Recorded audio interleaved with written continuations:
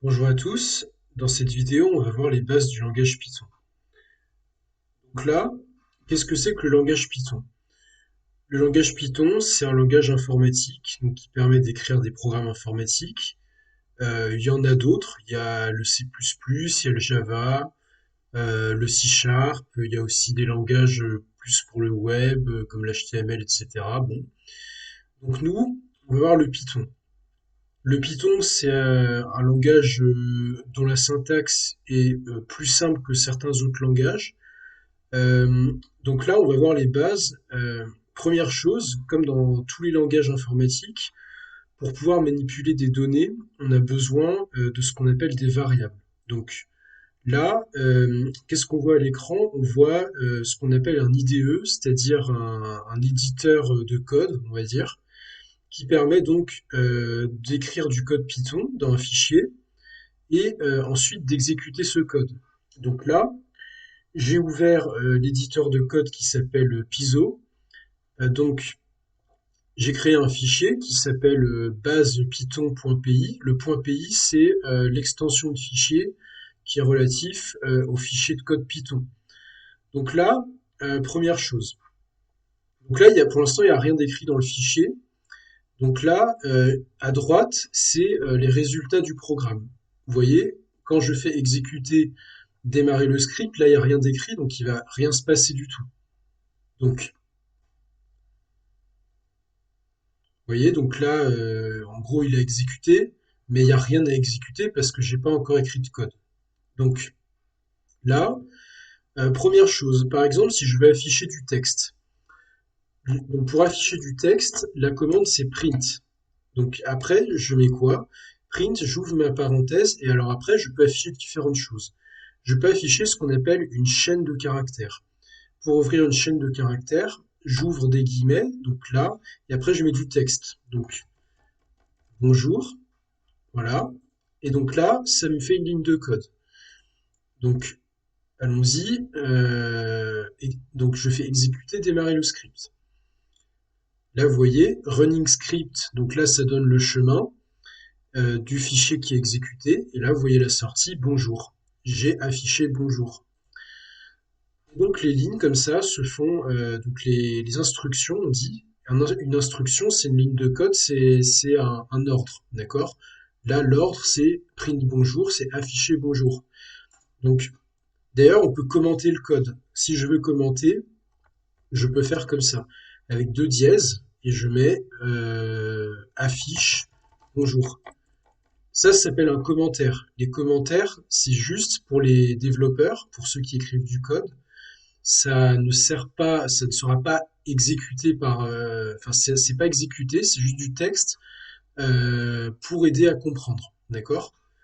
Donc, par exemple, si je veux afficher autre chose, je refais print. Euh, il fait, alors, on va mettre salut, voilà. Et là, je vais avoir donc exécuter, démarrer le script. Bonjour, salut. Voilà. Il a fait d'abord celle-là et ensuite celle-là. Donc ça, c'est pour l'affichage. D'accord? Donc ça, c'est afficher du texte. Ensuite, les manipulations de variables. Donc une variable, c'est quoi? C'est comme une boîte en carton avec un nom dessus et on peut stocker des choses. On a différents types de variables. Ça veut dire quoi? Ça veut dire qu'on a des variables entières, donc qui servent à manipuler des entiers. Donc par exemple, si j'appelle ma variable petit a égale 0. Là, j'ai dit, je crée une variable qui s'appelle petit a et je lui affecte, on dit l'affectation, affecte la valeur 0. Ensuite, bah là, je peux afficher la valeur de cette variable. Print a. Donc, exécuter, démarrer le script. Donc là, bon, ça, c'était ce qu'il y avait avant. Et la variable, print a, bah, il affiche 0 parce que a vaut 0. Ensuite, donc ça, on va commenter. Alors, on va faire comme ça. Donc, maintenant, ça, on n'en a plus besoin, on va l'effacer. On va regarder un petit peu comment on manipule justement ces variables. Première chose, Il y a différentes opérations dans Python. On a donc pour additionner des nombres, on peut toujours le faire, il n'y a pas de problème.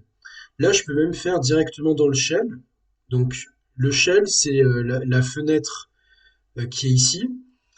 Et donc, on peut directement exécuter des petites commandes ici. Donc par exemple, si je fais 3 plus 5, donc l'addition, ça fonctionne pareil. Ensuite, 3 moins 5, c'est pareil. Donc plus et moins, ça s'écrit pareil en Python. Le fois, le symbole fois, c'est l'astérisque. Donc comme ceci, 3 fois 7, 21. Ensuite, il y a différentes choses. Pour la division, je peux faire, il y a le simple slash, c'est la division décimale. Donc là, la division est décimale. Par contre, si je fais un double slash, ce qui va se passer, c'est que je fais une division euclidienne. Donc, si je fais 16 double slash 3, donc là, ça va me renvoyer le quotient de la division de 16 par 3. Donc 3, je peux le mettre 5 fois dans 16 et il me reste 1. Donc là, il me donne le quotient entier. Ensuite, il y a ce qu'on appelle le modulo, c'est le reste dans la division euclidienne. Donc 16, là, ça se fait comme un pourcent. 16 pour 103, donc je viens de le dire, c'était 3 fois 5 plus 1, donc du coup, le reste dans la division euclidienne de 16 par 3, c'est 1. Donc là, il va me renvoyer 1. Voilà. Donc ça, c'est différentes opérations. On a aussi l'opérateur de puissance. Alors faites bien attention. Normalement, en informatique, la puissance, on a l'habitude que ce soit avec un chapeau comme ça, comme un accent circonflexe. Là, si j'essaie avec le chapeau, ça va pas marcher. Par exemple, si j'essaie 3 au carré, je me dis naïvement, je fais 3 puissance 2 comme ça. Donc là, en fait, ça marche pas. Vous voyez, il me renvoie pas 9. Alors, il doit comprendre autre chose là. En fait, pour faire la puissance, il faut faire 2 fois à la suite.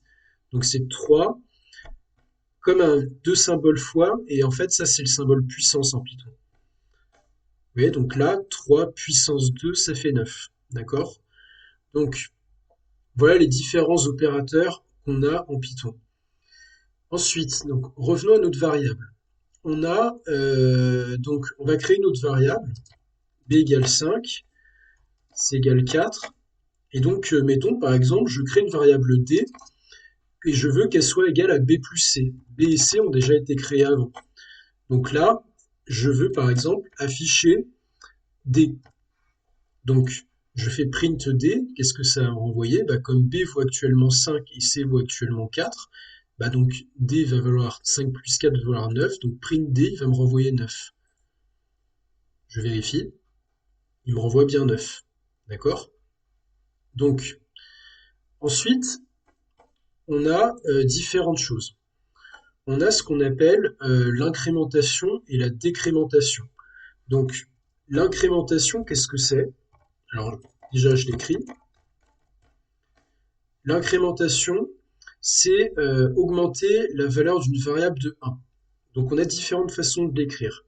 Je peux écrire, par exemple, si je veux incrémenter la variable d, je peux écrire que d égale d plus 1. Qu'est-ce que ça veut dire, ça? Ça veut dire que à d, j'affecte la valeur actuelle de d auquel j'ajoute 1. Donc, ça veut dire que là, avant l'exécution de cette ligne de code, d est égal à 9.